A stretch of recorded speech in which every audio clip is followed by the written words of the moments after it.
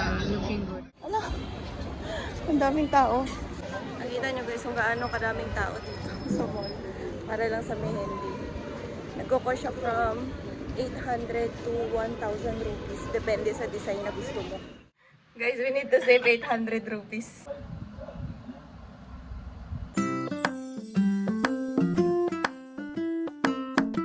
Hi guys, good evening. So, bibili tayo ngayon ng henna guys. Pang henna. Para sa mehendi. Kasi malapit na yung karwachot. Baka bukas or the next day karwachot na guys. Yun yung pagpa-fasting para sa asawa. So, bibili ako kasi mahal yung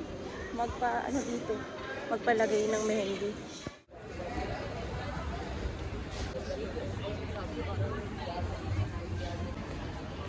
Ayan guys, ang dami pagpamahindi. Ayan. Isa mga lalaki pa yung nagpamahindi.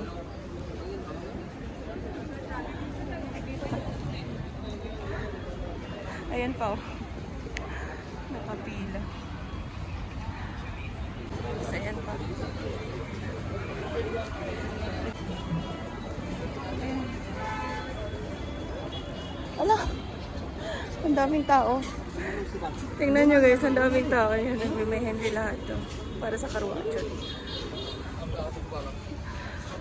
Wala doon. Ayun. Hanggang doon sa dulo. Nagme-mehendi sila lahat. Kita nyo guys kung gaano kadaming tao dito sa mall. Para lang sa mehendi. Nagko-cost siya from 800 to 1,000 rupees. Depende sa design na gusto mo. So, ang dali lang naman gawin guys. Bili ka lang ng mehendi tapos gagawin mo tapos manonood ka lang sa video sa YouTube. It's so nice. Yeah, looking good.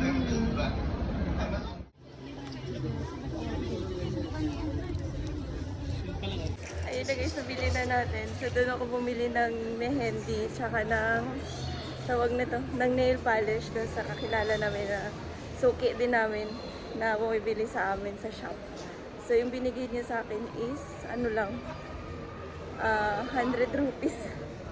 Yung chinarge niya sa akin. So, yun guys, chalo. Hanggang dito. Ang karwacho. This one is for me, Karwachot, and that's for your baby. I will do both. So, meron dalawang fasting pa guys, aside from, meron pang isang fasting, aside from the karwachot. So, tomorrow is karwachot.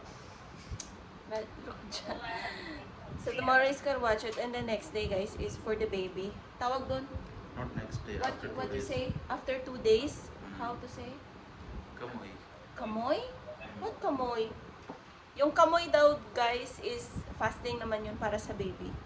So, I need to do 2 fasting. Ito na guys, so gagawin ko na siya.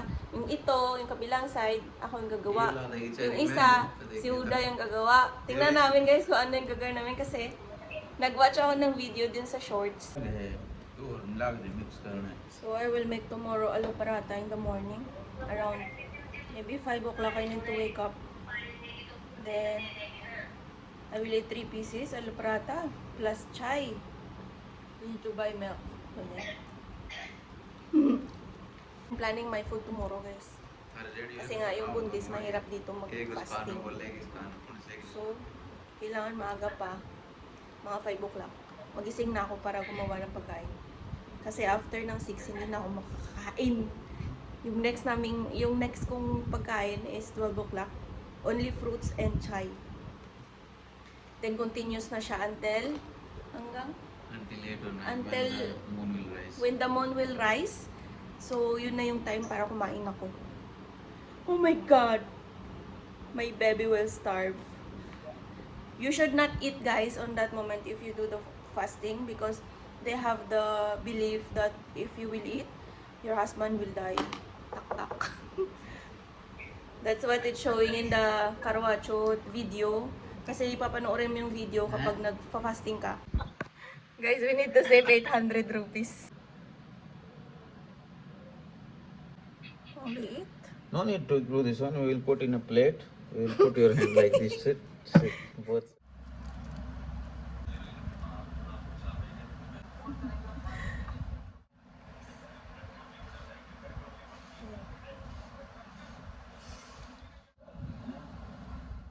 Sabi to guys, hard work is real.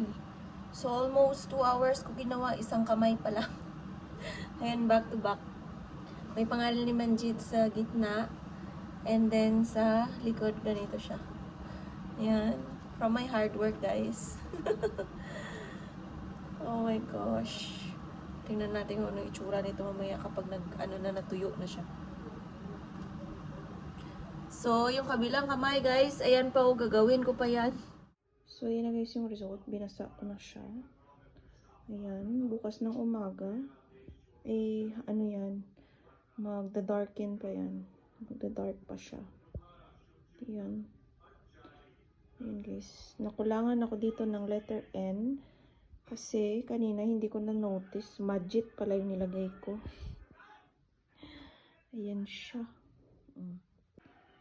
Diba? Gagastos ko pa ba ng 800 to 1,000 rupees para lang dito. Kaya mo lang naman gawin. Good morning everyone! So gaya nga guys ng sinabi ko kagabi, so magigising ako ng alas 5 ng umaga para magluto ng aking breakfast. So ayan na nga at nagplan akong magluto ng dry alo para mabilis lang at saka ng parata. Kasi guys, kapag kumain ako ng kanin, mabilis akong magutom. Alam nyo kasi guys, mas mabigat sa tiyan yung parata kesa sa kanin. Kaya nanonotice ko palagi akong nagugutom kapag yung kinakain ko is kanin. Kaya ayun, binibilisan ko lang din pala yung galaw ko kasi maya maya ay sisikat na yung araw guys. At pag sikat ng araw ay hindi na ako makakakain. Ready na po yung food ko at ayan, kain po tayo. So kakatapos ko lang ng breakfast ko at saka ayan, nagchat-chay ako ngayon, nandito ako sa labas. Inaantay ko yung sunrise. Pero parang walang sunrise ngayon guys kasi tingnan nyo yung paligid. sobrang mafog. Ayan. So, hindi na ako pwedeng kumain guys hanggang mamaya. So, yung break ko na lang mamaya guys is alas 12 ng tanghali. Magchat-chay ako tsaka fruits. Tapos, next ko na kain is mamaya na sa moonrise na. Pagdating ni Yuda. So, good luck! Ayan guys, happy Carwacho to everyone! Nakompleto ko lang yung mehendi ko guys, tsaka yung nail polish. Ayan. Yung isa ready na, yung isa na lang hindi. Kasi walang nail polish. Pero ginawa ko to siya kagabi. Ayan o. Simple lang yung sa kabila.